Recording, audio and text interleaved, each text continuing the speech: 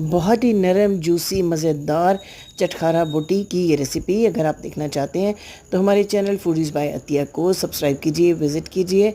इस किस्म की बहुत सारी ज़बरदस्त मज़ेदार आसान घर के मसालों से बनने वाली बहुत सी रेसिपीज़ आपका इंतज़ार कर रही हैं।